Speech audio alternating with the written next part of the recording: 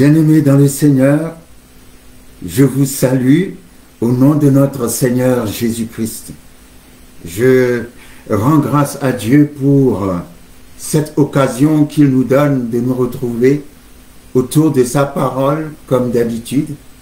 Et j'invite le Saint-Esprit à venir nous conduire dans cette rencontre d'aujourd'hui, dans cette réunion avec sa parole, avec sa présence.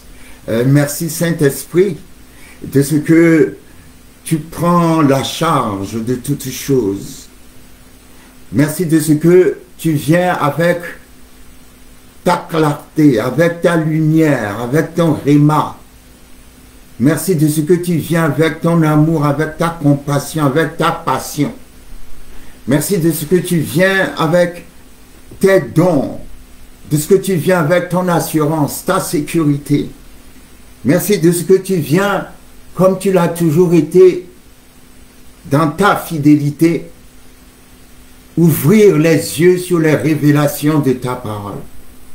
Alors que tu ouvres nos yeux sur les révélations de ta parole, je prie que tu manifestes la guérison dans la vie de tout un chacun. Guérison physique, guérison morale, guérison psychologique, guérison financière, toute forme de guérison. Partout où il y a eu un mal qui a été causé, partout où il y a eu une destruction qui a été causée, merci de ce que tu amènes la reconstruction.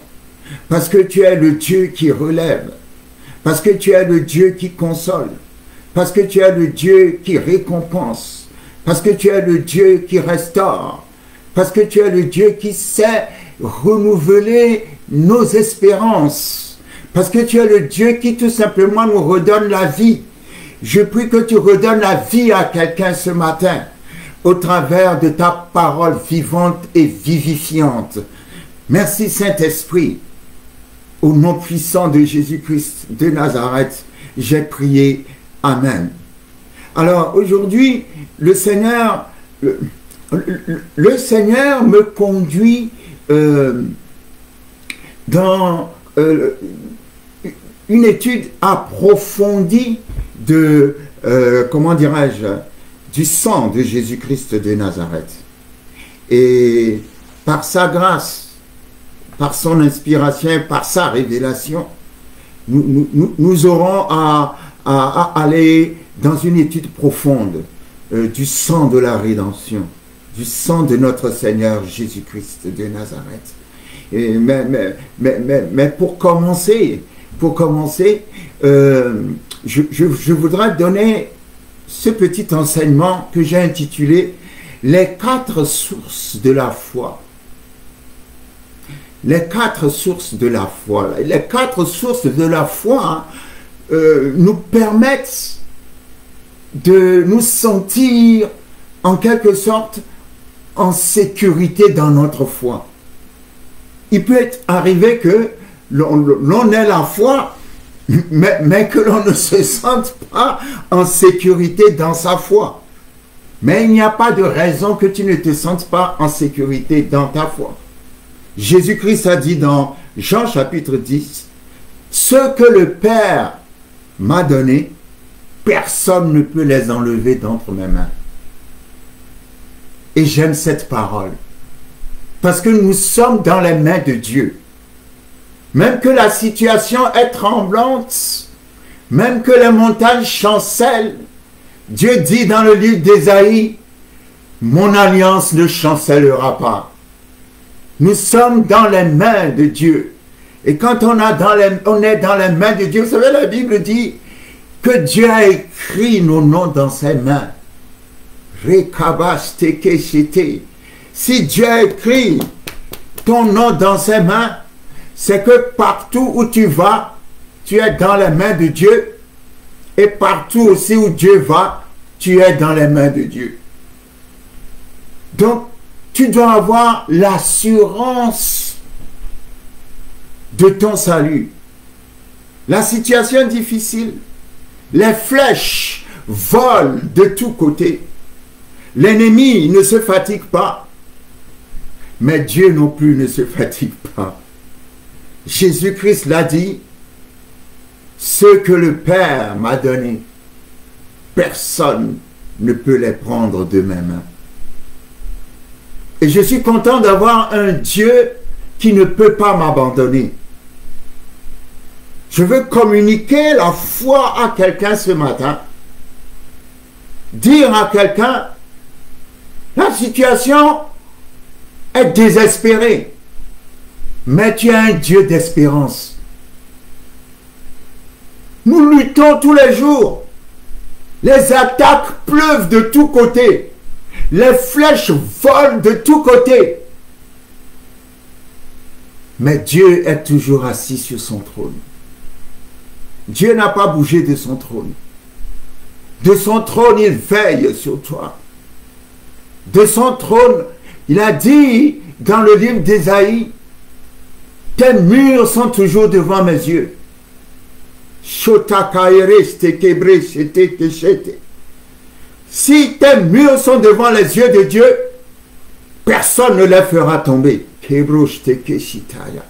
Parce que les yeux de Dieu regardent tes murs et par son regard, il soutient les murs de ta vie. Tu ne tomberas pas, tu resteras debout. La Bible dit dans le psaume 20, ceux-ci s'appuient sur leurs chars, ceux-là sur leurs chevaux. Nous mettons notre confiance en l'Éternel, notre Dieu. Eux, ils plient et tombent. Nous sommes fermes et restons debout. Et nous resterons toujours debout. La foi nous tient toujours debout. Et ne te décourage pas, parce que Dieu est avec toi. Les 4 sources de la foi. Hébreux chapitre 2 nous parle du salut et utilise ce terme, un aussi grand salut. Le salut que Dieu nous a donné au travers de Jésus-Christ n'est pas un petit salut. C'est un très grand salut. Lorsque nous méditons sur les sources de ce salut, cela ne peut que nous réconforter, nous conforter, nous solidifier et nous donner de l'espérance. Les 4 sources de la foi. Numéro 1, la parole de Dieu. Numéro 2, le Saint-Esprit. Numéro 3, le nom de Jésus. Numéro 4, le sang de Jésus. Vous savez, dans notre doctrine, dans notre foi chrétienne, il y a 4 points inévitables que Dieu, 4 choses que Dieu nous a données pour que nous nous sentions en sécurité, en paix, que nous nous sentions rassurés et assurés. Ces 4 choses, lorsque nous prenons la parole de Dieu par ordre d'apparition, bien sûr au commencement était la parole et le Saint-Esprit, mais quand je prends la parole de Dieu par ordre d'apparition, je vois dans le livre de Genèse que la Bible dit, le Saint-Esprit se mouvait au-dessus des eaux. Et après que la Bible a parlé du Saint-Esprit qui se mouvait au-dessus des eaux, la Bible a parlé de la parole qui a été dite. Donc, le Saint-Esprit attendait la parole. Et le Saint-Esprit était au-dessus de l'abîme, au-dessus de la terre, et attendait tout simplement la parole. Dans notre vie de foi, le Saint-Esprit nous a été donné. La raison pour laquelle le Saint-Esprit nous a été donné, le Saint-Esprit n'est pas une force. Le Saint-Esprit est une personne. Et la raison pour laquelle le Saint-Esprit nous a été donné, c'est afin que nous ne nous sentions pas seuls. Le Saint-Esprit est le Jésus-Christ qui est venu rester avec nous, pendant que le Jésus-Christ que nous connaissons est parti auprès du Père. Et il a donné une parole remplie de révélations avant de partir. Le Seigneur Jésus, il a dit, nous allons venir sur cette parole tout à l'heure, il a dit, je ne vous laisserai pas orphelins, je viendrai à vous.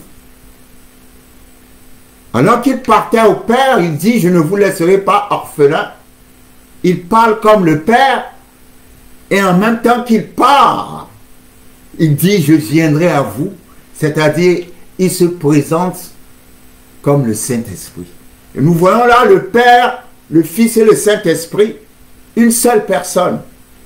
Quoique trois personnes différentes, mais les trois font une seule personne. Jésus a dit, je ne vous laisserai pas orphelins. Il a parlé comme le Père. Et lui-même, en tant que le Fils, il partait au ciel auprès du Père et il dit, je viendrai à vous. Et qui est venu quand il est parti au Père? C'est le Saint-Esprit. Donc, l'Esprit a été envoyé pour prendre la place de celui qui est parti. Et il dira dans Jean 14 ou 16, nous verrons tout à l'heure, je vous enverrai un autre consolateur. Autre consolateur. Et le mot autre en grec est traduit par le mot allos qui signifie un autre du même genre. Donc nous voyons là une activité de la Trinité. Trois personnes en une, mais les trois, comment dirais-je, trois personnes qui forment un seul Dieu. Il ne s'agit pas de trois dieux, mais il s'agit d'un seul Dieu qui se manifeste en trois personnes. Je ne sais pas si vous voyez l'image, mais le Saint-Esprit nous donnera plus d'éclairage là-dessus. Donc, en tant que chrétien, le Saint-Esprit nous a été donné. Parce que des fois, quand on est dans des situations difficiles, on se pose des questions, on dit, oh non, le Seigneur m'a abandonné. Le Seigneur ne peut pas t'abandonner parce que déjà tu as le Saint-Esprit.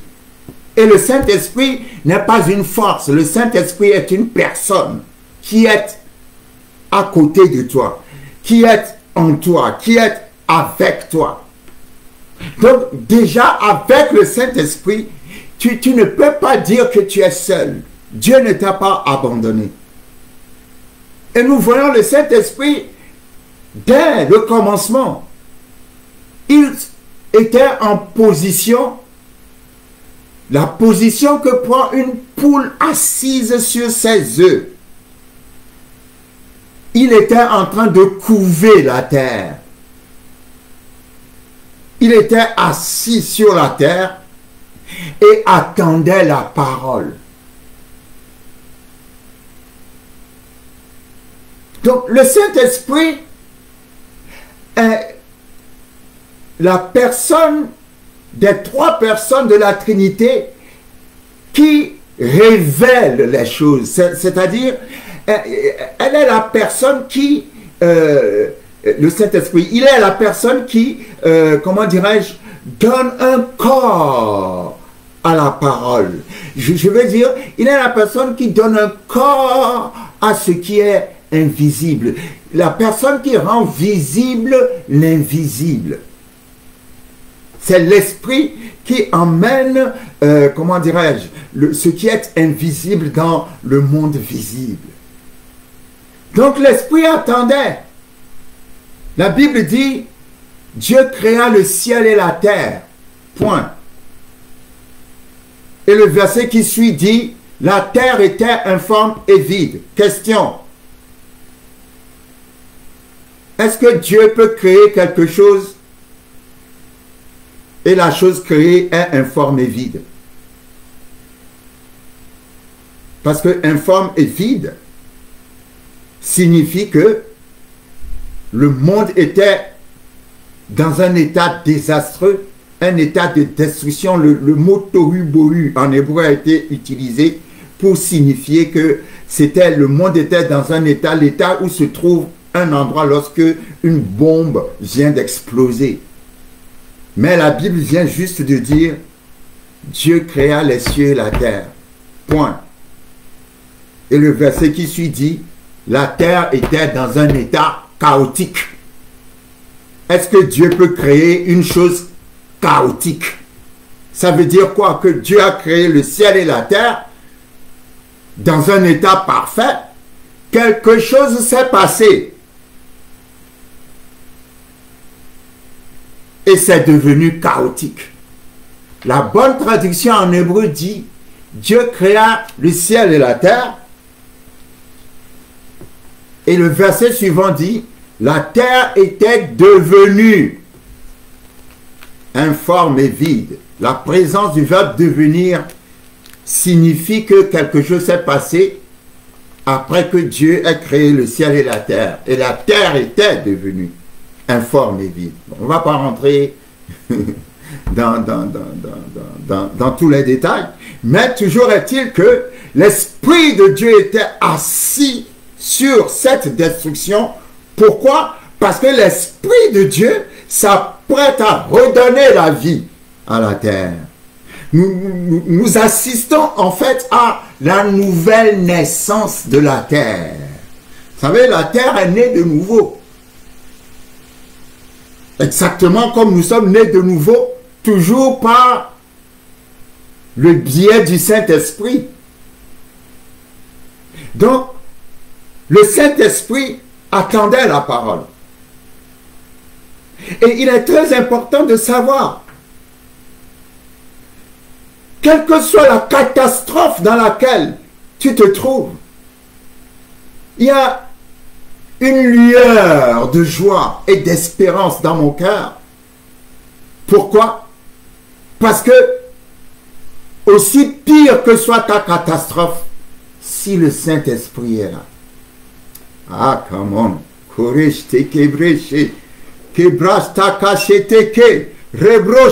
y a une nouvelle naissance qui va s'opérer dans la situation de quelqu'un. Il y a une nouvelle naissance qui va s'opérer dans les circonstances de quelqu'un. Il y a une nouvelle naissance qui va s'opérer dans la vie de quelqu'un. Il y a une nouvelle chose qui va apparaître dans la situation de quelqu'un. Pourquoi? Tout simplement parce que le Saint-Esprit est là. Le Saint-Esprit est là. Le Saint-Esprit était là au milieu de la destruction. Parce qu'il avait une vision. Aussi longtemps que l'Esprit de Dieu est en toi, et l'Esprit de Dieu est en toi parce que tu as reçu Jésus comme Seigneur et Sauveur, et parce que l'Esprit de Dieu est en toi, quelle que soit la destruction, quelle que soit la catastrophe, quelles que soient les ténèbres, quelles que soient les attaques, il y a une parole qui vient vers toi ce matin. Dieu dit, lumière soit. Recabro shoto koshete. Resta cabrosto koshete keshitakaya. Recosta cabrasta kashete. Je vais célébrer la présence du Saint-Esprit dans ma vie. Je vais célébrer la présence du Saint-Esprit dans ta vie. Je vais célébrer la présence du Saint-Esprit dans notre vie. Parce qu'aussi longtemps que l'Esprit de Dieu est avec nous, aussi longtemps que l'Esprit de Dieu est dans notre vie, aussi longtemps que nous avons une relation personnelle avec le Saint-Esprit, aussi longtemps que nous sommes conscients de la présence de la personne du Saint-Esprit, quelle que soit la catastrophe, je te vois t'en sortir. Quelle que soit la chute, je te vois te relever. Quelle que soit ta mort, je te vois ressusciter. Quelles que soient les ténèbres, je vois la lumière. Et je viens avec la lumière ce matin. Je viens avec la lumière pour te dire, n'aie pas peur, ne crains pas. Parce que le Saint-Esprit est avec toi. Ne laisse pas les angoisses envahir ton cœur. Parce que le Saint-Esprit est avec toi. Et lorsque Jésus-Christ est venu, il a présenté le Saint-Esprit en utilisant le mot parakletos. Dans Jean 14 et Jean chapitre 16. Et en parlant de parakletos, il a voulu donner au Saint-Esprit l'allure, la nature d'une personne, présenter l'esprit comme une personne, parce que souvent on peut penser que l'esprit est une force, ou l'esprit est une puissance. Non, non, l'esprit est une personne qui a une force et une puissance. Quand Jésus a dit vous recevrez une puissance, il parlait du Saint-Esprit, mais d'une personne qui a une puissance. Le Saint-Esprit est une personne qui donne la puissance. Si tu le regardes comme une puissance, tu ne peux pas avoir de relation, on n'a pas de relation avec une puissance. On a des relations avec une personne. Il est la troisième personne de la divinité. Jésus a utilisé le mot parakletos. Certaines Bibles ont traduit le mot parakletos en utilisant le mot paraclet. Mais le mot parakletos en grec signifie intercesseur, avocat, celui qui est appelé près de toi. Intercesseur, avocat, celui qui est appelé près de toi. Lorsque nous lisons Jean chapitre 14, verset 16, la Bible dit, c'est Jésus qui parle, il dit, et moi, je prierai le Père et il vous donnera un autre consolateur.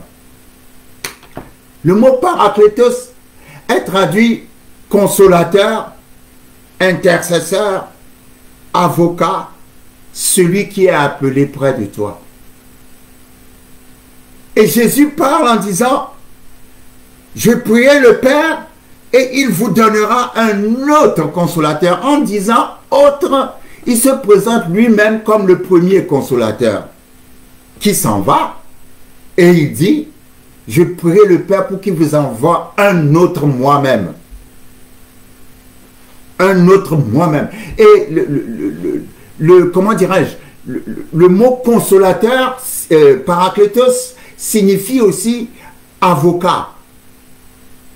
Donc, Jésus parle du Saint-Esprit en le présentant comme notre avocat. Et 1 Jean chapitre 2 présente aussi Jésus lui-même comme notre avocat. Donc, nous voyons que il s'agit de la même personne, du même ministère. Donc, le premier avocat, Jésus part, il est le premier parakletos qui dit, je prierai le Père pour qu'il vous envoie un autre parakletos, qui sera le Saint-Esprit. Et il dit, dans le verset 17, c'est l'Esprit de vérité que le monde ne peut recevoir. Si tu n'es pas en Christ, tu ne peux pas avoir le Saint-Esprit.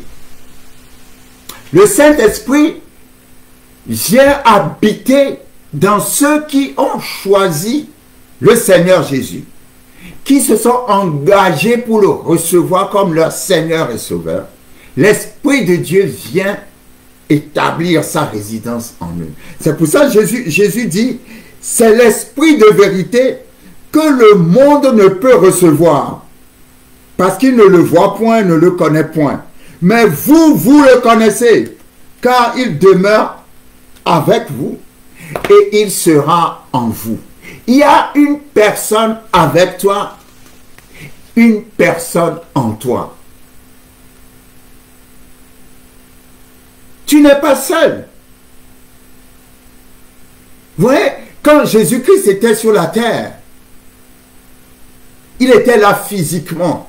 Sa présence physique rassurait les disciples, les apôtres et tout. Et alors qu'il partait, il a dit, ok, je m'en vais, mais je ne vous laisserai pas orphelins.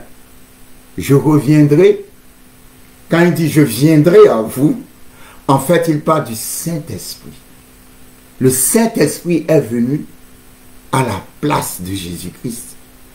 Et sachant que le Saint-Esprit est la même personne que la personne de Jésus-Christ, c'est la même personne que Dieu le Père. Donc, le chrétien doit... C'est notre problème, je crois, c'est pas seulement un problème de révélation. Non seulement nous devons avoir la révélation des choses, mais nous devons prendre conscience de la révélation. Parce que nous ne sommes pas en permanence conscients de qui nous sommes. Nous devons être conscients de qui nous sommes. Nous sommes des gens en qui Dieu habite. Cela paraît bizarre, mais c'est ce que la parole de Dieu dit. Et la parole n'est pas bizarre. La parole est la vérité. Moi, je crois ce que Dieu dit. Je ne doute pas de ce que Dieu dit. Dieu dit que l'Esprit de Dieu habite en moi. Dieu dit que la personne de Dieu, le Saint-Esprit, est avec moi. Donc, dans ma situation, je ne me sens pas seul. Je ne me sens plus seul. Pourquoi? Parce que je sais que Dieu est avec moi.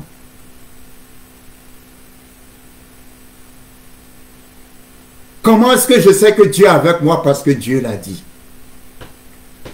Parce que la Bible le dit. Parce que Jésus l'a dit. Je vous enverrai le consolateur. C'est l'Esprit de vérité. Et quand il viendra, il demeurera avec vous et il sera en vous. Il ne vient pas pour me quitter. Il vient pour rester avec moi. Il ne vient pas pour m'abandonner. Comment? Il vient pour me porter. Il ne vient pas pour me laisser tomber. Il vient pour me prendre la main. Il ne vient pas pour rester loin de moi. Il vient pour me conduire. Il ne vient pas pour me lâcher dans des ténèbres. Non, il est la lumière qui éclaire ma vie. Jésus a dit, quand il viendra, il vous conduira. Conduira. Ça vous fait penser à qui? Ça fait penser à Jésus-Christ lui-même. Pourquoi? Parce qu'il est le bon berger, l'Éternel, notre berger, qui nous conduit. Donc de la même manière, Jésus est le berger qui conduit. Quand l'Esprit viendra lui aussi, il nous conduira dans toute la vérité. Il y a quelqu'un qui est là pour me conduire. Je ne peux pas me perdre aussi longtemps que la personne du Saint-Esprit est avec moi. Donc dans ta situation, je ne sais pas quelle situation tu traverses, mais que ta conscience sache que Dieu est avec toi. Dieu est avec toi. Quelqu'un est avec toi qu'on appelle le Saint-Esprit. Et lorsque nous lisons Jean chapitre 16, à partir du verset 13, la Bible dit, Jésus parle toujours du consolateur, le Paraclétos. Vous savez, il y a des consolations. Aucune personne ne peut le faire, ne peut vous apporter cette consolation. Il y a des niveaux de consolation. L'être humain est limité. Mais quand le Saint-Esprit, qui est le consolateur, te console, la situation est désespérée, mais il y a la joie dans ton cœur. Je ne sais pas s'il y a quelqu'un qui me comprend. Je ne sais pas si quelqu'un s'est déjà trouvé dans une situation où ça va mal, mais il y a la joie dans ton cœur. Oh, Rabash, c'était. Ça va mal, mais il y a la joie dans ton cœur. Pourquoi? C'est le Saint-Esprit qui est en train de te dire, ça va mal, mais je suis là. Come on! Il y a des niveaux de consolation où l'homme ne peut pas t'amener. Il n'y a que le Saint-Esprit. Et j'aime bien le nom de consolateur. Parce que quand je viens vers lui, quel que soit ce qui se passe, il sait comment me consoler.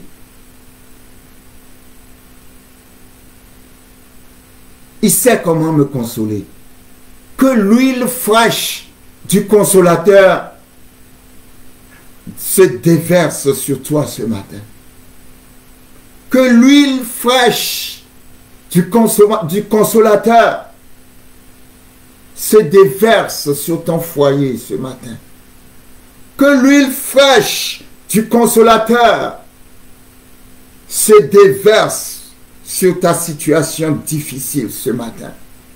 Que l'huile fraîche du consolateur, que la personne du consolateur te console ce matin. Dans Jean chapitre 16, Jésus-Christ dit, quand le consolateur sera venu, l'Esprit de vérité, il vous conduira dans toute la vérité, car il ne parlera pas de lui-même, mais il dira tout ce qu'il aura entendu de moi, et il vous annoncera les choses à venir. Il me glorifiera parce qu'il prendra de ce qui est à moi et vous l'annoncera. Tout ce que le Père a est à moi, c'est pourquoi j'ai dit qu'il prendra de ce qui est à moi et vous l'annoncera. Donc, la situation est difficile, la situation est éprouvante, mais je suis venu te rappeler le Saint-Esprit ce matin. Le Saint-Esprit nous a été donné.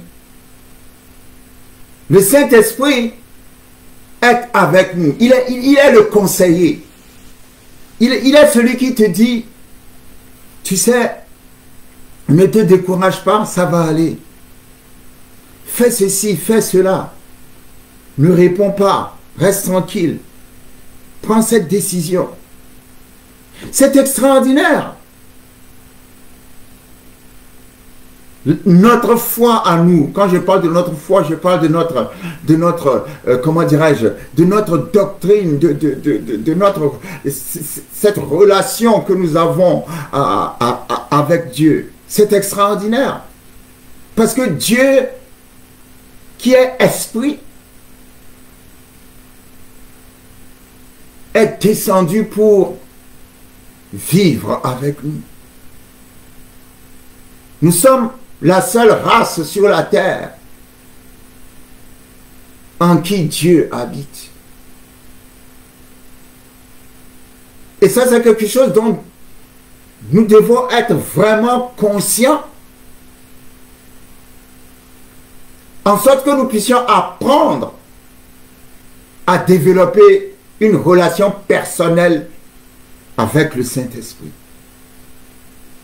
L'Esprit va te conduire, comme dit le Seigneur, dans toute la vérité, dans les chemins du succès. La Bible dit, l'Éternel est mon berger. Il me conduit dans de verts pâturages. L'Esprit ne peut pas nous conduire dans les ténèbres ou dans le désert. Non. Il nous conduira toujours dans de verts pâturages. Quelqu'un qui est dans le désert, je prie ce matin que l'Esprit de Dieu vienne te chercher pour te conduire dans de verts pâturages. Parce qu'il est là pour nous consoler. Il est là pour nous délivrer, nous sauver, nous protéger. Dans le nom puissant de Jésus-Christ de Nazareth. Et lorsque nous rencontrons l'Esprit, après l'Esprit, la Bible dit, Dieu dit.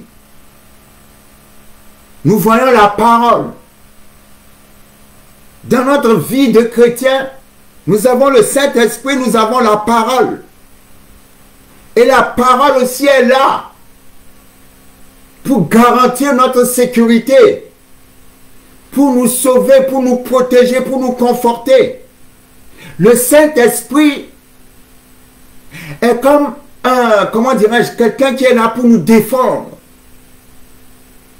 La parole aussi est là pour nous défendre. La Bible dit, Dieu dit, lumière soit, et la lumière fut. Quand Dieu a dit lumière soit, le Saint-Esprit a saisi la parole et a donné un corps à la parole. Rikoshatakaya, rekabrasteristekeche, et la lumière fut. L'Esprit, je le dis tout le temps je le dis, et la parole sont toujours ensemble. Et je cite toujours Éphésiens chapitre 6 qui dit, car la parole est l'épée de l'Esprit. Quand vous rencontrez la personne de l'Esprit, dans sa main se trouve une épée qui s'appelle la parole. La parole est l'épée de l'Esprit. Là où vous voyez l'Esprit, vous verrez la parole. Et là où vous voyez la parole, vous verrez l'Esprit. Alors, nous avons le Saint-Esprit qui est la présence de Dieu autour de nous. Et nous avons la parole. La parole qui est Dieu lui-même. La Bible dit, puis Dieu dit,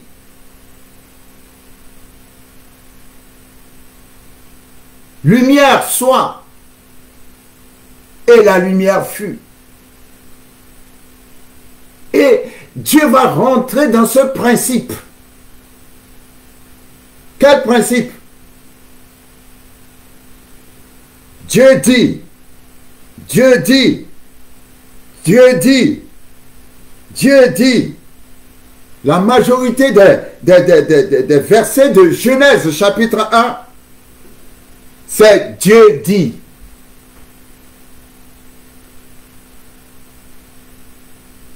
Et ce qui est puissant, c'est que à chaque fois que Dieu dit, la Bible dit, et Dieu vit.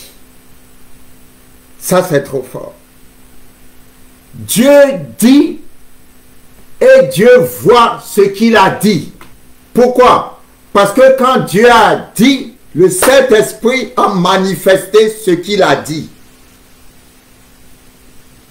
Pourquoi je dis cela? Je dis cela parce que l'homme est l'image de Dieu.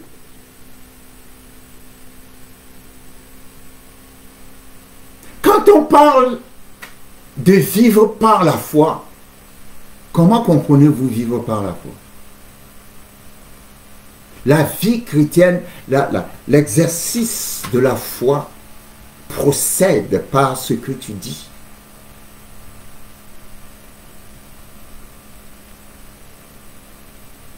Comment tu vis ta foi?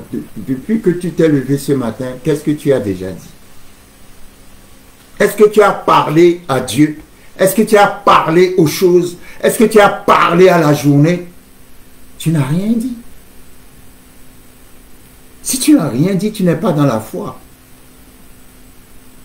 Pourquoi? Parce que Dieu est un Dieu qui dit. La nature de Dieu, c'est dire. Dieu parle. Et nous devons comprendre que si nous ne parlons pas, nous n'aurons pas de percée, nous n'aurons pas de réussite. Le secret de la foi, c'est dire. Parce que si tu as l'image de Dieu et que Dieu crée en disant, alors tu dois apprendre à dire. Tu dois apprendre la puissance de la confession. Confession, confession, confession. Le livre de Proverbes dit, la mort et la vie sont attachés à notre langue. Et nous en mangeons les fruits.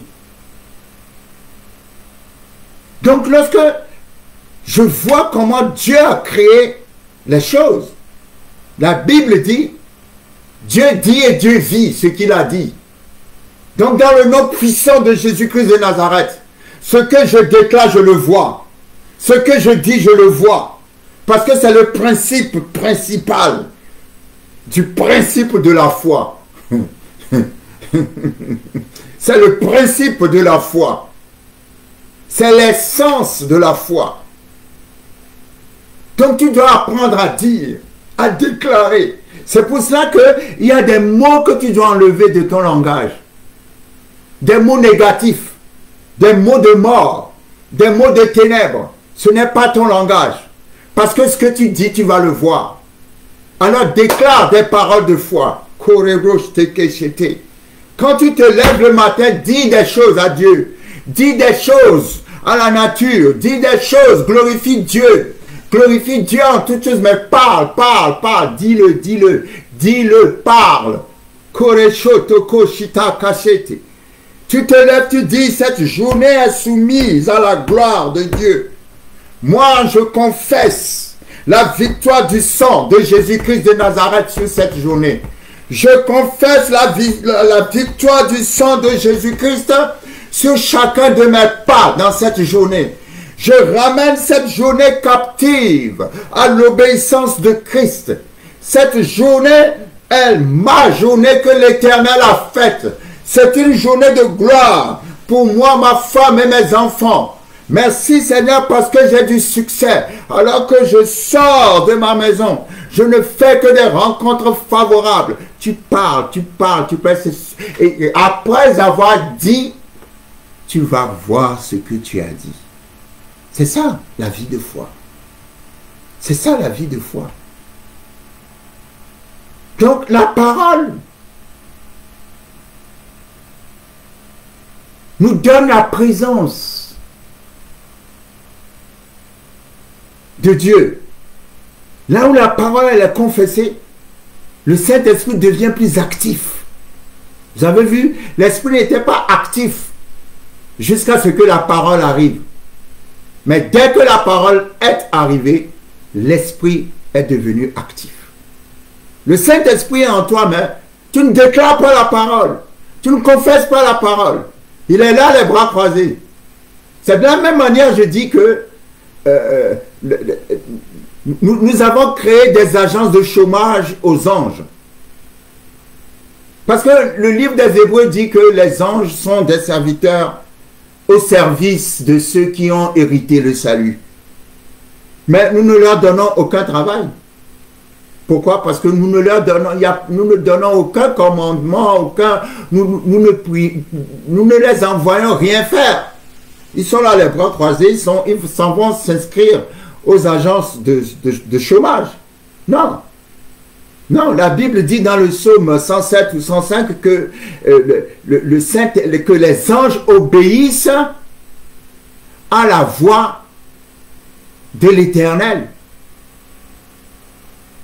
Les anges obéissent à la voix de l'Éternel.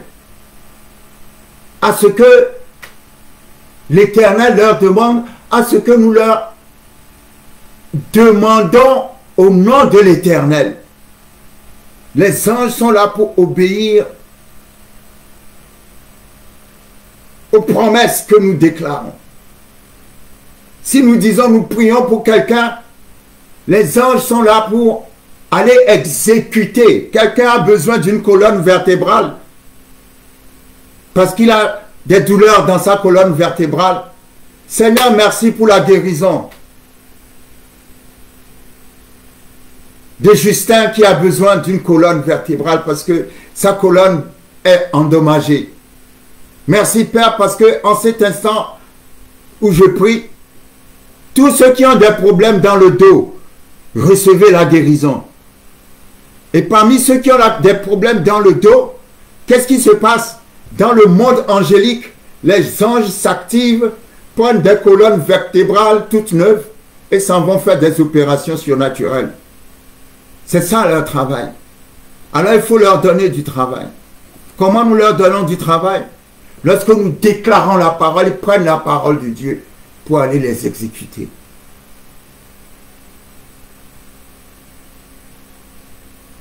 Les anges obéissent à la voix de la parole de Dieu.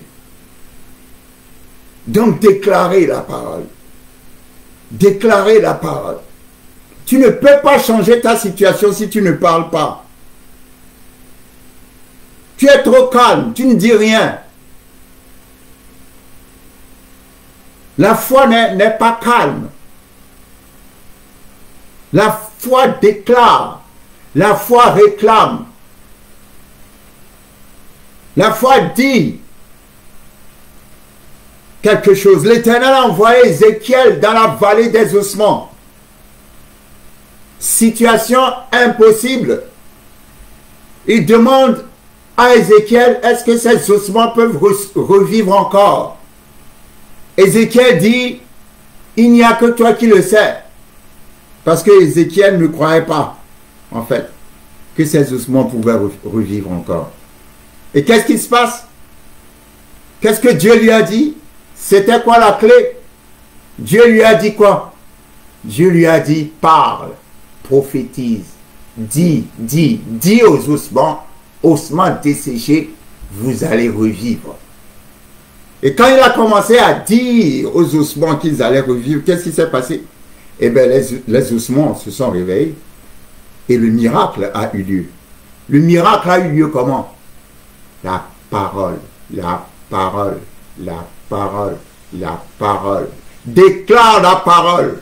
Prends la parole. Le psaume 107 dit, il envoya sa parole et sa parole les guérit. Amen.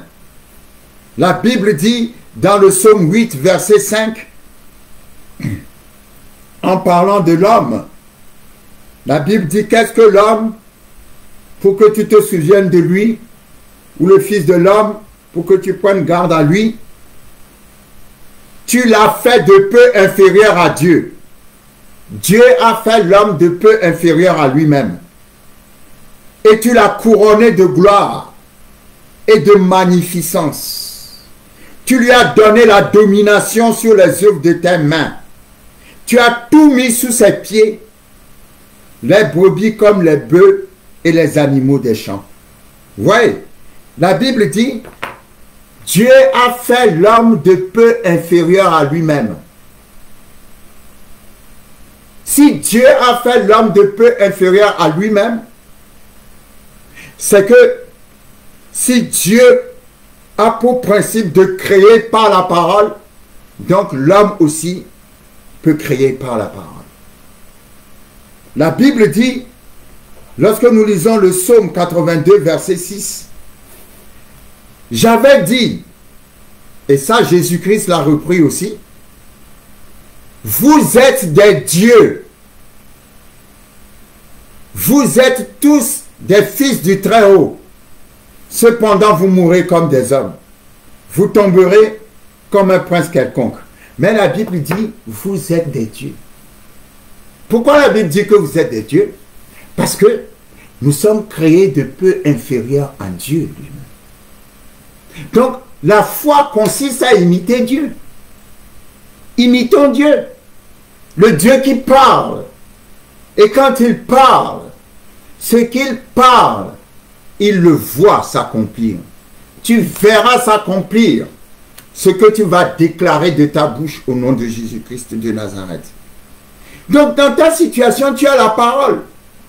Non seulement la parole, tu la déclares pour briser les chaînes de cette situation. Mais en plus, la parole, tu t'y réfugies parce que tu trouves en elle ton secours et ta sécurité. La Bible dit que l'Éternel est un secours, Psaume 46, qui ne manque jamais dans la détresse. Ah, je viens dans ta détresse ce matin avec la parole de Dieu. La parole de Dieu te dit, lève-toi et marche. La parole de Dieu te dit, ne crains pas, je suis avec toi. Si tu marches dans les eaux, tu ne te noieras pas. Si tu marches dans le feu ne te brûlera pas. Car je suis avec toi. Je suis le Dieu qui a marché dans le feu devant Abed-Nego, Méshach et Shadrach, et le feu ne leur a rien fait. Je suis le Dieu qui était avec Daniel, le Saint-Esprit, le Paraclétos qui était avec Daniel. Les lions n'ont pas pu le manger. Je suis le Dieu qui a arrêté le soleil dans sa course, le Dieu qui a divisé la mer Rouge en deux, le Dieu qui a rajouté 15 années à la vie d'Ézéchias, le Dieu qui a fait pleuvoir la manne du ciel, le Dieu à qui rien n'est impossible. Je suis avec toi.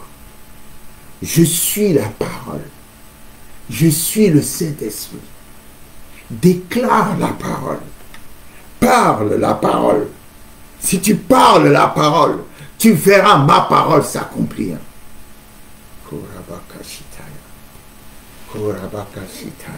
Dans ta situation, tu as besoin de ma parole pour t'en sortir. Accroche-toi à la parole, déclare la parole et tu verras le salut. L'Éternel va te visiter dans la fosse où l'ennemi t'a déposé. L'Éternel va t'impacter. Le salut, il va t'impacter la délivrance dont tu as besoin. Parce que tu déclares la parole. Déclare, déclare, déclare, déclare. J'insiste sur la déclaration. Déclare la parole. Déclare la parole. Confesse la parole. L'Éternel est mon berger. Je ne manquerai de rien. Si je marche dans la vallée de l'ombre de la mort, je ne crains aucun mal, car tu es avec moi. Et il est avec toi. Son nom est Emmanuel, qui signifie Dieu avec nous. Dieu avec nous. Que ta conscience reçoive cela. Je brise tout esprit de peur, je brise tout esprit d'angoisse, je détruis toute inquiétude, je détruis toute peur, je détruis toutes sortes d'inquiétudes sans raison qui viennent pour manger ta vie, manger ton cœur, manger ton corps. Dieu te dit ce matin, sois sans crainte. Sois sans crainte. Ne crains pas. N'aie pas peur. Sois sans crainte. Ne crains pas. N'aie pas peur. Sois sans crainte. Ne crains pas. N'aie pas peur. Nous avons déjà vu que l'expression ne crains pas, on la trouve dans la Bible 366 fois. Même pour les années bissextiles de 366 jours. Pour chaque jour de la vie, Dieu dit, ne crains pas, n'aie pas peur, ne crains pas, n'aie pas peur, ne crains pas, n'aie pas peur. Déclare la parole, déclare la parole. Quand tu déclares la parole, la vie de Dieu vient à toi. Quand tu déclares la parole de Dieu, l'Esprit de Dieu se manifeste et t'apporte l'assurance de sa présence et de ton support et de son support dans ta situation. Je vous avais déjà dit que quand j'étais jeune, j'avais un esprit de dépression qui venait souvent sur moi pour vraiment me déprimer à l'extrême. Et je ne connaissais pas encore le Seigneur, mais je commençais à connaître le Seigneur. Et je m'attachais beaucoup à la lecture des psaumes. Et je trouvais particulièrement une grande consolation dans le psaume 91. Et à chaque fois que cet esprit de dépression venait sur moi, je prenais le psaume 91, je l'écrivais, et pendant que je l'écrivais, je le répétais à haute voix. Et je vous garantis que quand je finis d'écrire, tout en répétant le psaume 91, l'esprit de dépression s'en va. Et d'un seul coup, je sens dans mon cœur une grande joie qui m'envahit. C'est pour ça que je demandais tout à l'heure, ça ne vous est jamais arrivé, ça m'arrive très souvent, dans les situations de détresse, lorsque tu viens à la parole, et que tu médites, tu déclares la parole, il y a le consolateur qui amène la joie dans ton cœur. Cette joie est opposée à ce que tu vis, mais malgré cela, tu as quand même la joie dans ton cœur. La situation est difficile, mais l'esprit met la joie dans ton cœur pour te dire, ne t'en fais pas, tu es en route pour t'en sortir. À chaque fois que je déclare le psaume 91, bon, pour moi c'était le psaume 91, mais à chaque fois que je prenais la parole, je faisais cette déclaration, l'esprit de dépression disparaissait. Non seulement il disparaissait, mais ce que j'aimais bien, c'est que je sentais la joie remplir mon cœur. Et c'est comme cela que petit à petit, je me suis approché du Seigneur parce que je trouvais ça extraordinaire. Il y a la puissance dans la parole. Il y a la puissance, je vous assure, il y a la puissance dans cette parole. Prenez la parole qui correspond à votre situation déclarée. L'Éternel a dit, par la meurtrissure de Jésus-Christ, vous avez été guéris. Merci Seigneur, je prends cette parole. Par ta meurtrissure, j'ai été guéri. Par la meurtrissure de Jésus-Christ, j'ai été guéri. Je déclare, je confesse et décrète au nom de Jésus. Par la meurtrissure de Jésus, j'ai été guéri. Merci Seigneur pour ta meurtrissure, parce que par ta meurtrissure, j'ai été guéri. Je confesse la meurtrissure de Jésus-Christ. J'ai été guéri par ta meurtrissure, que ton nom soit béni. La confession, la confession. Et vous allez voir que cette parole que vous déclarez, vous allez la voir s'accomplir et se manifester. Donc, dans nos situations d'opposition, dans nos situations de guerre, nous avons le Saint-Esprit, nous avons la parole de Dieu, et après la parole, nous voyons le nom du Yeshua, le nom de Jésus-Christ de Nazareth. Nous avons aussi le nom. Oh, come on. Lorsque nous lisons Genèse 3, le péché a été commis.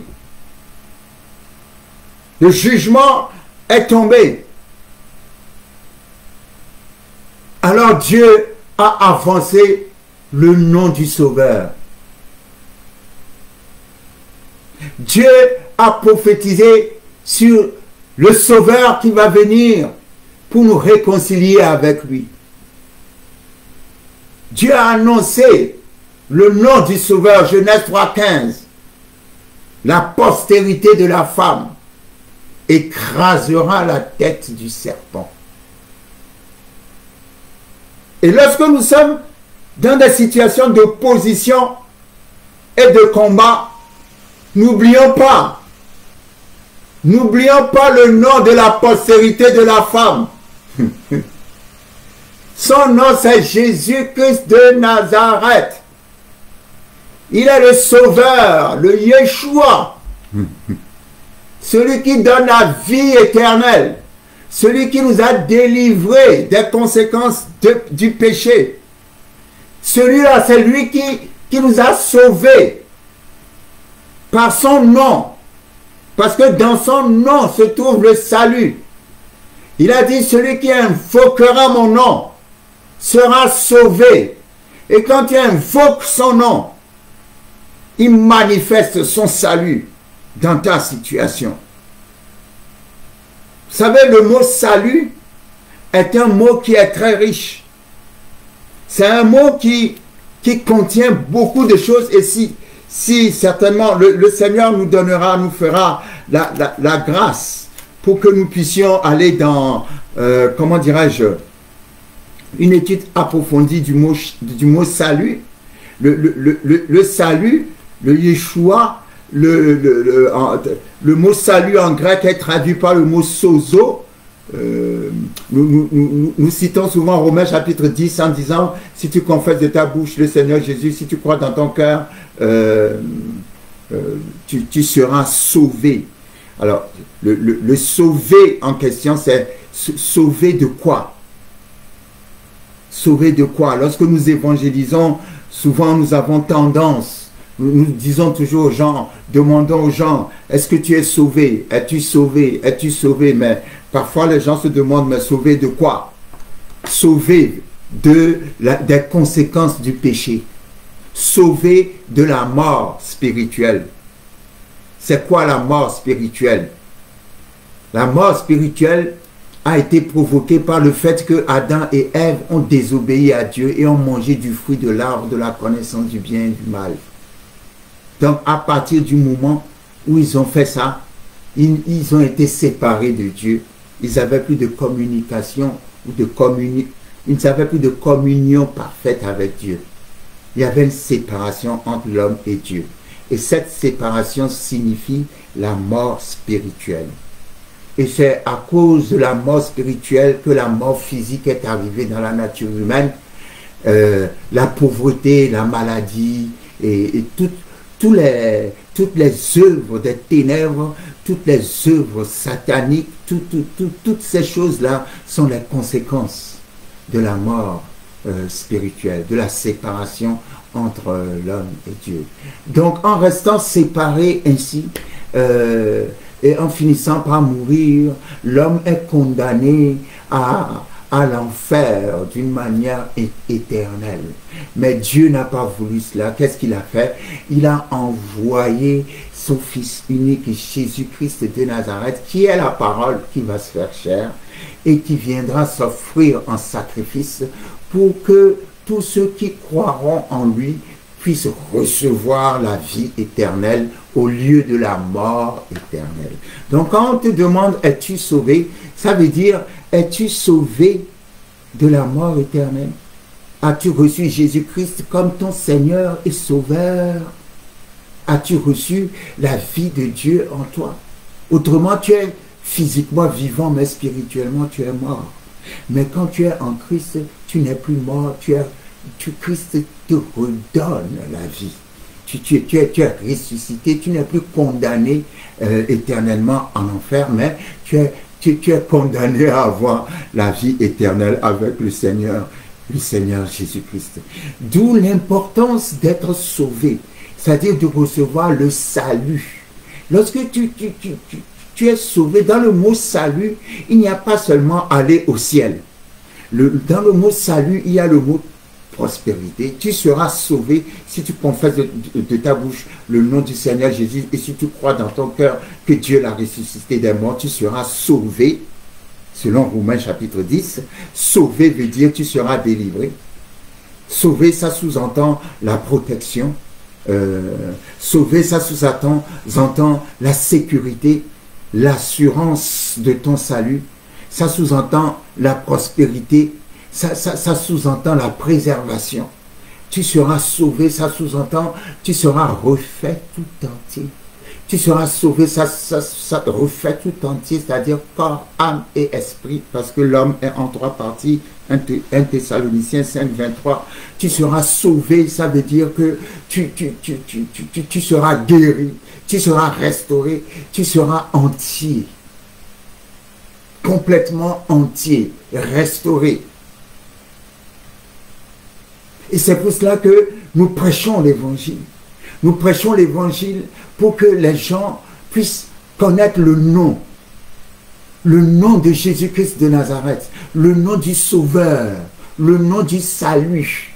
Et quiconque vient à ce nom, quiconque reçoit la personne de ce nom, Jésus-Christ, quiconque confesse ce nom, quiconque met sa foi dans ce nom, sera sauvé.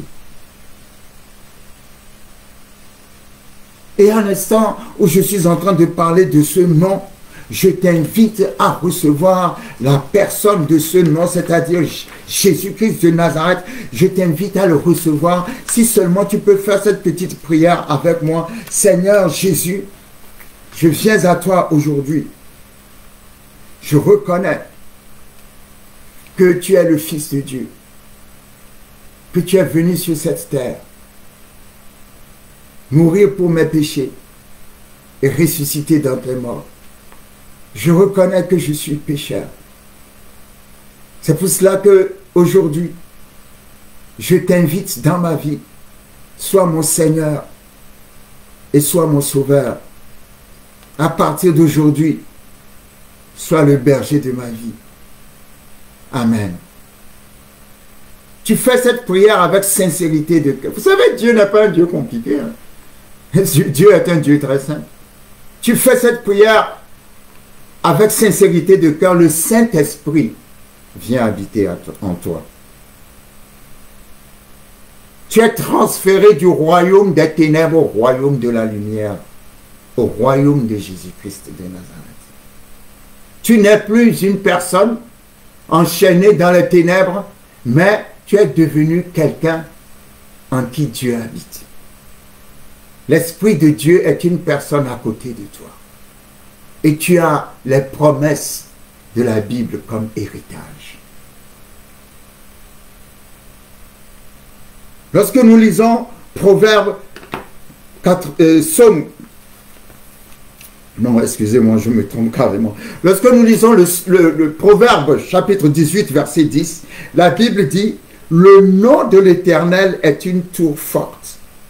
Le juste s'y réfugie et se trouve en sûreté. » Lorsque vous avez le nom de Jésus-Christ, d'ailleurs il a dit « Tout ce que vous demanderez en mon nom, mon Père vous le donnera. » Rien que le nom de Jésus-Christ est une arme puissante. Alors, non seulement nous avons le Saint-Esprit, nous avons la parole de Dieu, nous avons le nom de Jésus-Christ de Nazareth. Et en quatrième position, nous avons le sang de Jésus-Christ de Nazareth. Je ne sais pas si quelqu'un est conscient de la grandeur du salut que Dieu nous a donné.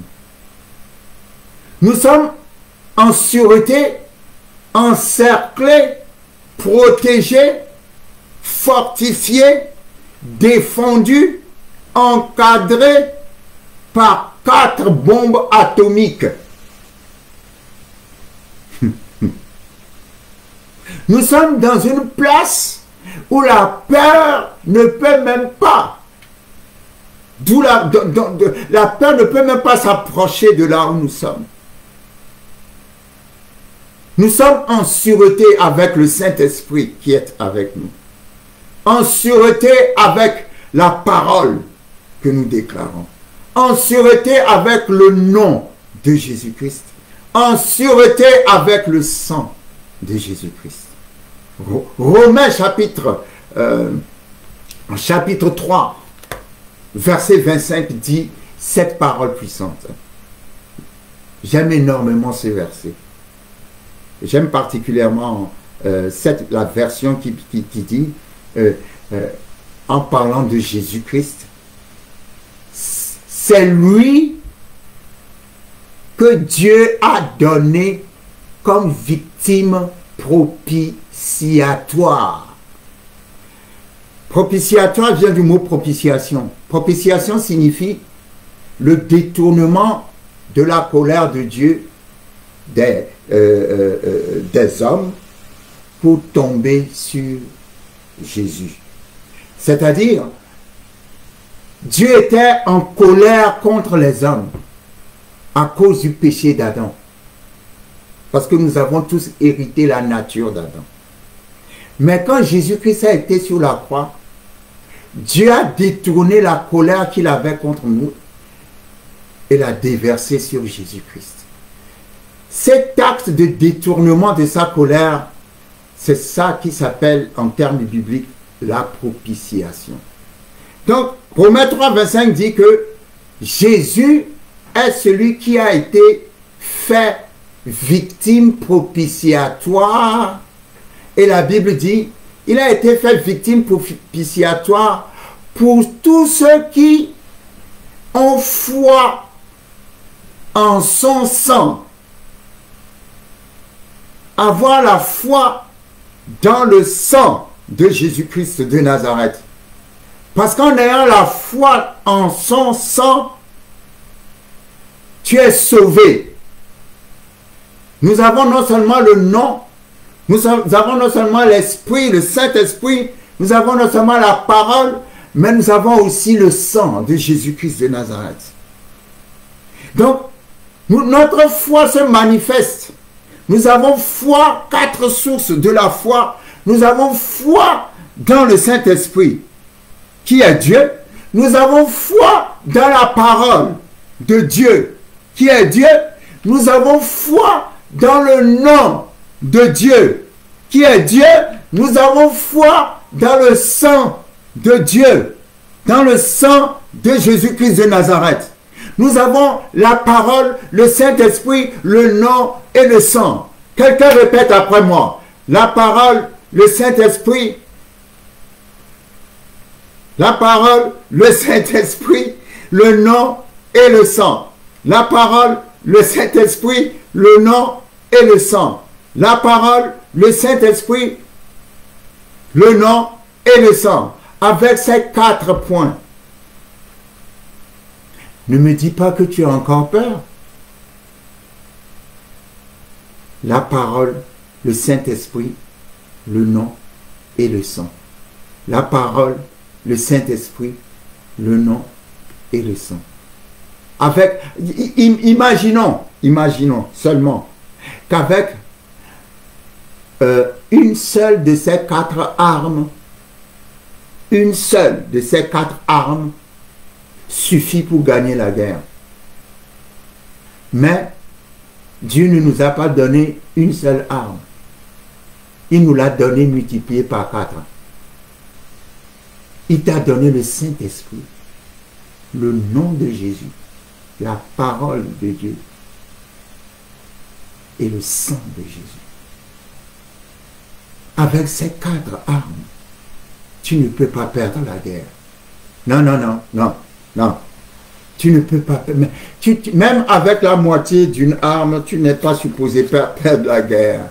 Mais avec les 4 armes, tu ne peux pas perdre la guerre. Il faut que tu amènes ta conscience dans la foi, à être conscient que le Saint-Esprit est avec toi. Le nom de Jésus-Christ est avec toi. Le sang de Jésus-Christ est avec toi. La parole qui est Jésus-Christ est avec toi. Et avec ces 4 points, avec ces 4 armes, je te vois vainqueur. Principalement, nous allons nous attarder sur le sang de Jésus-Christ de Nazareth. Très puissant. Très puissant. C'est lui qui a été fait victime propitiatoire pour tous ceux qui auront foi en son sang. As-tu la foi dans le sang de Jésus? En tout cas, moi, je confesse que la victoire est dans le sang de Jésus-Christ de Nazareth. Si quelqu'un peut répéter après moi, je confesse la victoire du sang de Jésus-Christ. Je confesse la victoire du sang de Jésus-Christ. Je confesse la victoire du sang de Jésus-Christ. Je confesse la victoire du sang de Jésus-Christ. Je confesse la victoire du sang de Jésus-Christ. Je confesse la victoire du sang de Jésus-Christ. Je confesse la victoire du sang de Jésus-Christ. Vous savez, on peut faire tout un séminaire sur chacun des 4 points. Parce qu'il y a tellement à dire sur la parole. Il y a tellement à dire sur le Saint-Esprit. Il y a tellement à dire sur le nom et il y a tellement à dire sur le sang. Mais par la grâce de Dieu, nous allons y arriver petit à petit, mais nous allons certainement, comment dirais-je, traîner un peu sur le sang. Le sang de Jésus-Christ. Le sang de Jésus-Christ. Le sang de Jésus-Christ. Vous savez, 1 Timothée 1 Timothée chapitre 2 nous parle de Jésus en lui donnant un nom particulier. 1 Timothée chapitre 2 l'appelle la rançon. Jésus-Christ est notre rançon. Il a été donné comme rançon. Et c'est quoi une rançon? Lorsque nous, comment dirais-je, nous méditons sur le mot rançon, nous comprendrons et nous comprenons facilement le travail qui a été fait pour nous par Jésus-Christ sur la... C'est quoi une rançon? Une rançon, c'est l'argent qui est payé pour la libération d'un captif.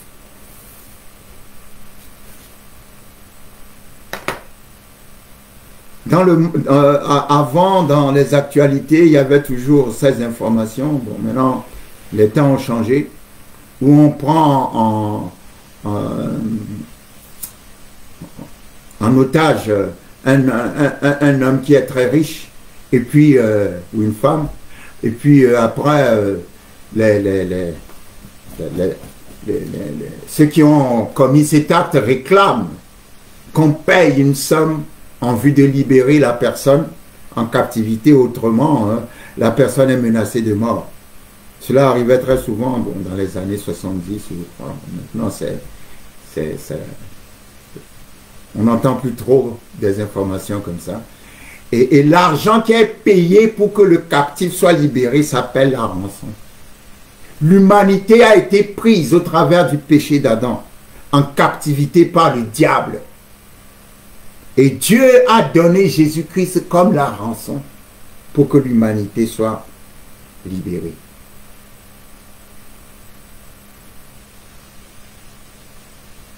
Donc je ne comprends pas pourquoi Satan doit encore dominer sur ta vie alors que la rançon a été payée.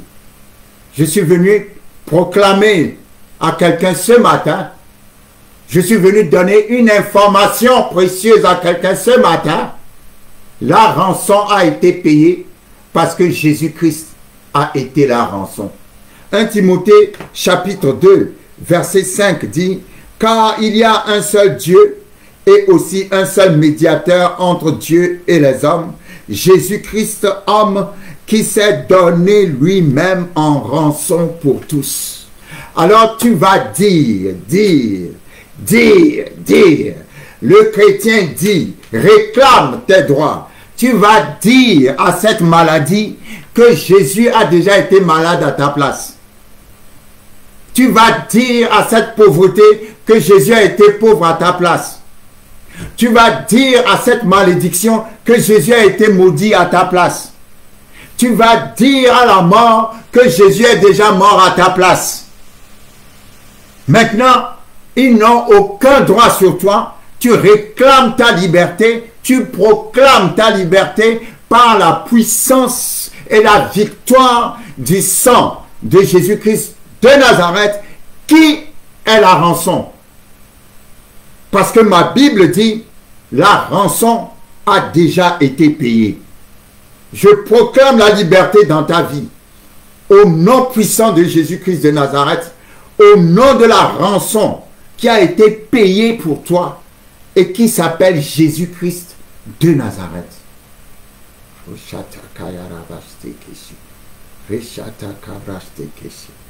Et nous allons conclure.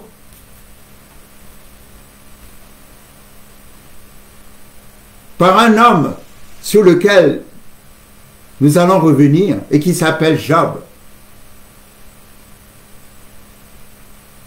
Le nom Job signifie persécuté. La première chose que je ne comprends pas pourquoi ses parents ont mis, des parents mettent au monde un enfant et l'appellent persécuté. On ne va pas rentrer dans les détails.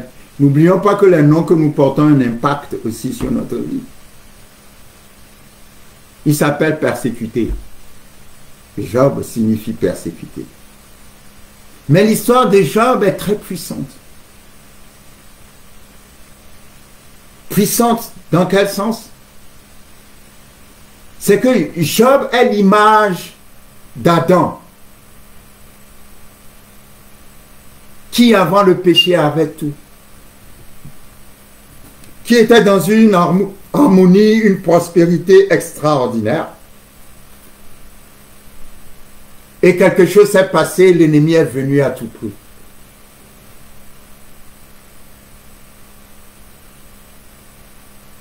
Il y a eu une chute. Job a chuté comme Adam a chuté. Parce que Adam a chuté et a perdu le jardin d'Éden. A perdu tous les biens qu'il avait. Et lorsque nous observons Job dans ses persécutions,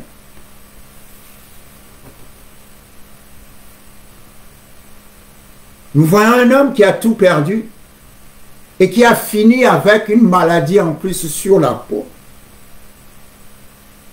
et qui finalement vivait sur des tas de détritus. L'homme le plus riche de la région a fini sur des tas de détritus, sur des tas d'ordures, avec une maladie sur la peau. Il a perdu ses enfants, il a perdu ses richesses, ses troupeaux, il a tout perdu. Mais au milieu de cette persécution,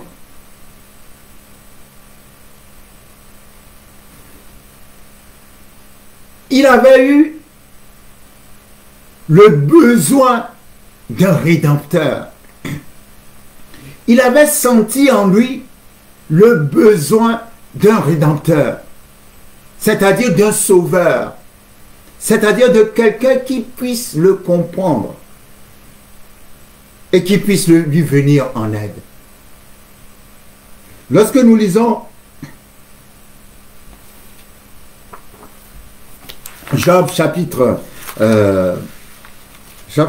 33, Job a parlé et Job a dit quelque chose. Ce qu'il a dit est très puissant. On dirait que Dieu a écouté la prière de Job et c'est pour ça que Dieu a envoyé Jésus.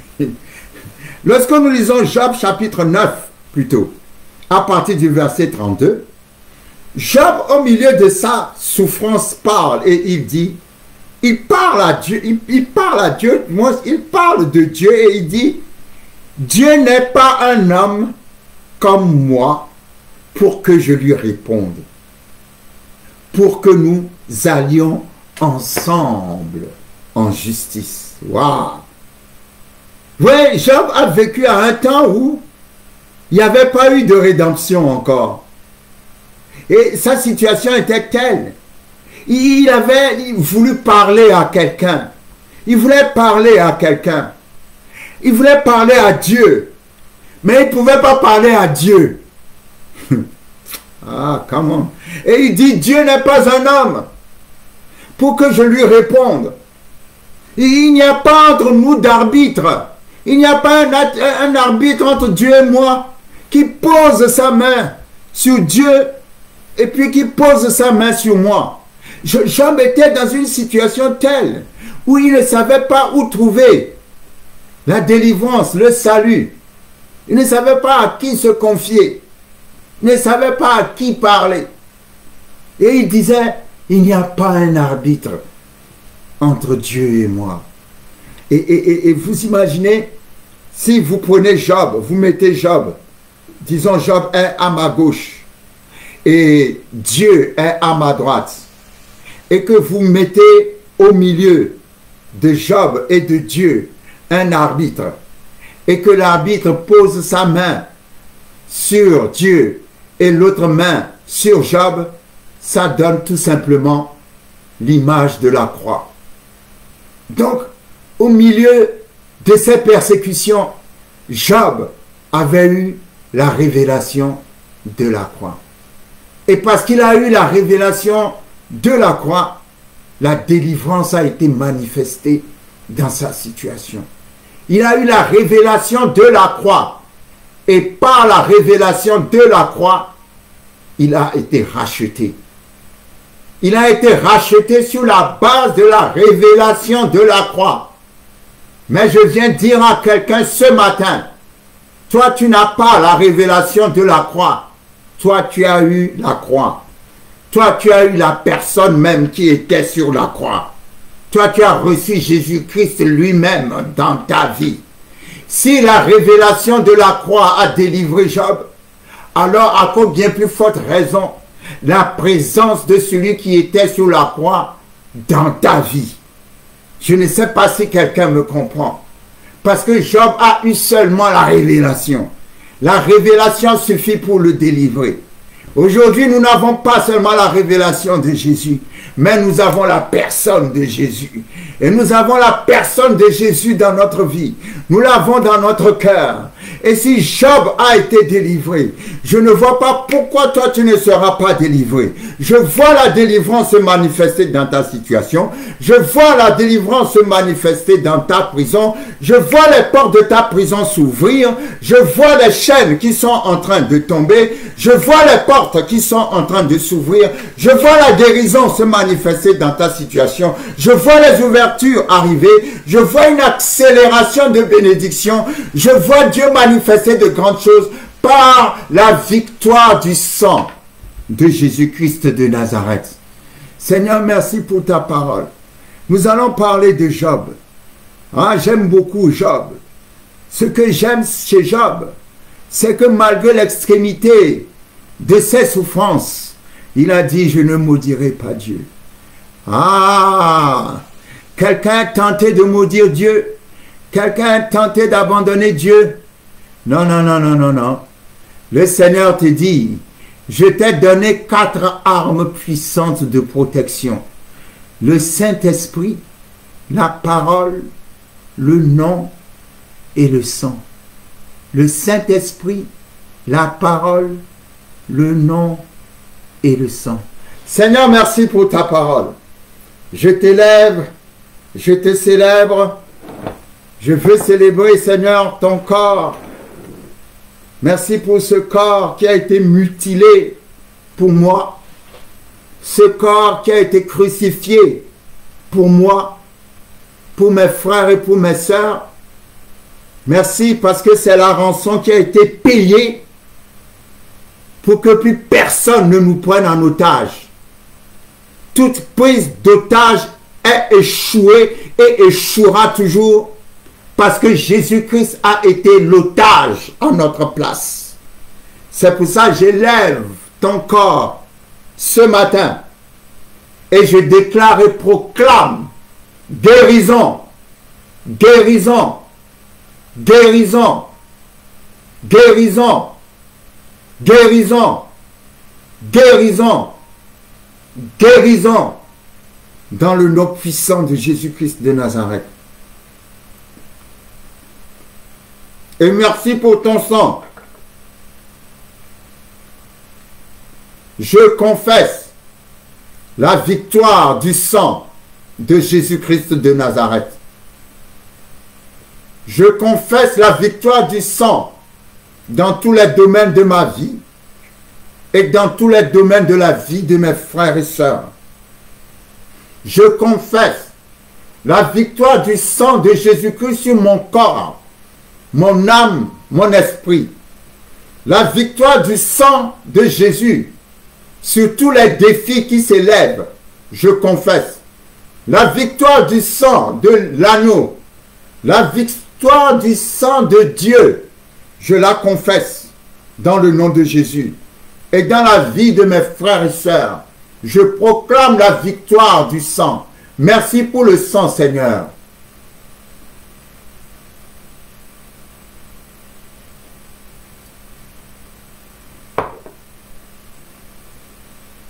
Merci dans le nom puissant de Jésus-Christ de Nazareth. Alors, c'est ça la parole que le Seigneur nous a donnée. Je vous invite à méditer sur ces 4 armes. Les 4 sources de la foi. Le Saint-Esprit, le nom de Jésus, la parole de Dieu et le sang de Jésus-Christ. Le Saint-Esprit, le nom de Jésus, la parole de Jésus et le sang de Jésus. Le Saint-Esprit, le nom de Jésus, la parole de Jésus et le sang de Jésus. Nous sommes appelés à avoir la foi dans les quatre. La foi dans le Saint-Esprit, la foi dans la parole de Jésus, la foi dans le nom de Jésus. Et comme Romains chapitre 3 le dit, c'est lui qui a été fait victime propitiatoire pour tous ceux qui auront foi en son sang, la foi dans le sang de Jésus-Christ de Nazareth. Que le sang de Jésus-Christ vous couvre, que le sang de Jésus-Christ vous protège, que le sang de Jésus-Christ combatte pour vous, que la victoire du sang de Jésus-Christ se manifeste dans vos situations. Cette semaine, ayez une semaine remplie par le sang, remplie par l'onction, remplie par la faveur, remplie par la grâce de Dieu. Soyez bénis, bénis dans tous les sens, dans tous les domaines. Que la main puissante de Dieu soit sur vous, vous garde et vous protège, et que Dieu garde le ciel ouvert sur vous, au nom puissant de Jésus-Christ de Nazareth. Amen. Merci pour votre fidélité. Amen.